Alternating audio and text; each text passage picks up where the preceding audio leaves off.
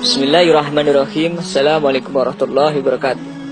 Di bekas negara pecahan Uni Soviet, yaitu Uzbekistan, nama Presiden Soekarno sangat dihormati. Jika orang Muslim Indonesia datang berkunjung ke Uzbekistan, mengunjungi makam Imam Bukhari, maka akan diberi keistimewaan. Pengurus masjid dan kebanyakan umat Muslim di Uzbekistan sangat hormat kepada orang-orang Indonesia. Makam Imam Bukhari selalu ditutup untuk umum. Namun bila ada orang Indonesia yang datang untuk berziarah, dengan senang hati mereka akan mempersilahkannya untuk masuk ke ruangan tempat makam Imam Bukhari berada. Perlakuan istimewa ini adalah berkat jasa Bung Karno. Ada cerita unik soal Presiden Soekarno, Rusia, dan para pemimpin Kremlin. Banyak sumber yang mengatakan Soekarno lah yang menemukan makam perawi hadis terkenal Imam Bukhari.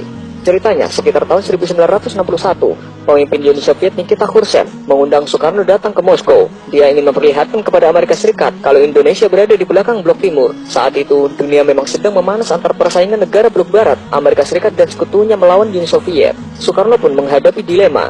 Dia tidak ingin menunjukkan kalau Indonesia bisa diatur Soviet, maka Soekarno pun membuat strategi.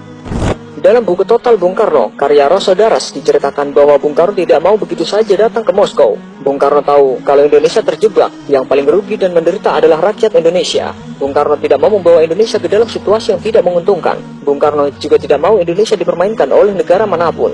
Maka Bung Karno mengajukan syarat. Dialog pun terjadi antara Bung Karno dan Khrushchev. Saya mau datang ke Moskow dengan satu syarat mutlak yang harus dipenuhi. Tidak boleh tidak, kata Bung Karno.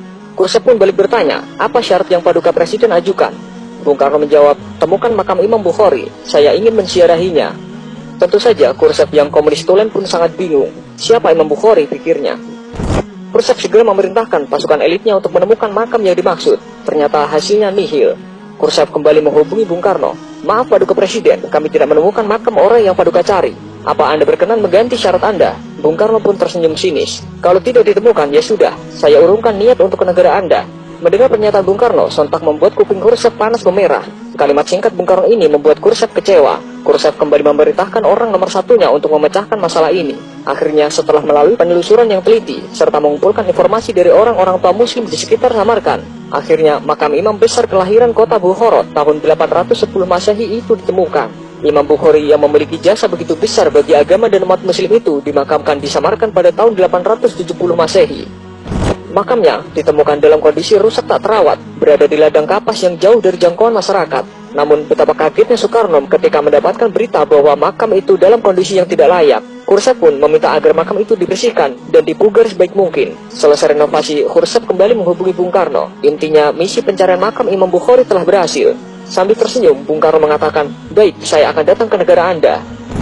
Akhirnya, setelah sebulan sejak penemuan dan pemugaran makam tersebut, Soekarno bersedia berkunjung ke Soviet. Dengan naik kereta api, Soekarno tiba di kota Samarkand pada tanggal 12 Juni 1961. Ribuan orang menyambut kehadirannya. Di sepanjang jalan, penduduk menyambutnya dengan meneriakkan nama Indonesia dan Soekarno sambil mengibarkan bendera merah putih.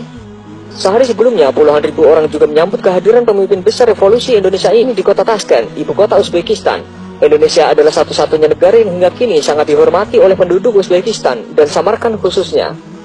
Sejak Bung Karno tiba pada malam hari, beliau langsung membaca Al-Quran sampai pagi hingga beliau tidak tidur. Saat ditemukan makam dalam kondisi tidak terurus, Soekarno meminta pemerintah Uni Soviet agar segera memperbaikinya. Ia bahkan sempat menawarkan agar makam dipindahkan ke Indonesia apabila Uni Soviet tidak mampu merawat dan menjaga makam tersebut. Dengan emas seberat makam Imam Bukhari akan diberikan sebagai gantinya.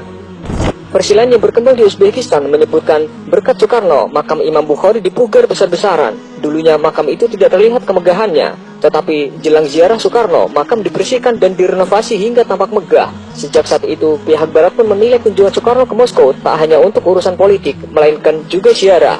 Dan hal ini juga menunjukkan kepada mata dunia bahwa Indonesia tidak bisa diatur.